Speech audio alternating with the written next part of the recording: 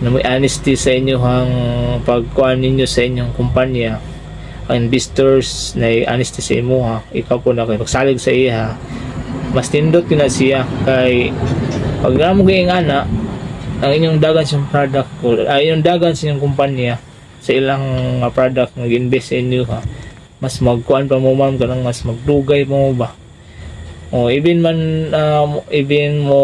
atubang mo risk nga kuhan dila ginamalikayan kay mintras nga na naging mga risky nga mga bot no, at least namoy salig sa isa't isa no, labaw na sa tanan sa mga employer like kuan po sa mga gitatrabaho niya mga guard boy nga na dapat nang po nga na yung mga honest na sila sa imo ha, masindot mo gud sa kumpanya kung mag-unite mo namoy pakiusab ba. Kaya na ka maglisod gani ma'am ganang kung namang gani may mahitabo sa inyo ang kumpanya magkaunsa-unsa man gani bali na mong ipagsalig mo na akong pagkuhan sa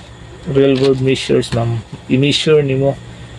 ano basta og kabalo na jud ka modal lang nakisalig sa imong kagalingon number 1 gina nagisalig sa kagalingon nimo labaw na sa Ginoo ikig mo kalimtag sampit bisan mo magkaunsa-unsa ang kuhan gani sa dagan sa imong negosyo ma'am. So napod tayo kuan media selection customers.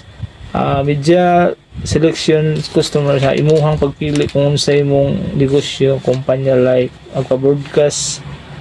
sa radio ETK, social media platform, TV station or kuha kag na kay page nga gusto mo kuano no mo na apil na siya sa social media platforms no na sikat nga like karon nga medyo uso ang vlog so mo po ni siya ang kuan manigingon nga isa po ni sa mga honesty makuha nimo ilang pagsalig sa imo niya kaniro bang gitawag nato media selection customers apil na niya mga kuan kanang clickbait nga mga diha sa labi na sa ibutang nato sa Facebook nga na mga kuan mo gini ang kuan nga dili gid ta pataka-taka ano labi nag mobaya dayon ta para lang sa magpa-broadcast ka nya wa kabalo scammer dito nagkuan sa imo kontak no wa ka kuan mas maayo gid kung pwede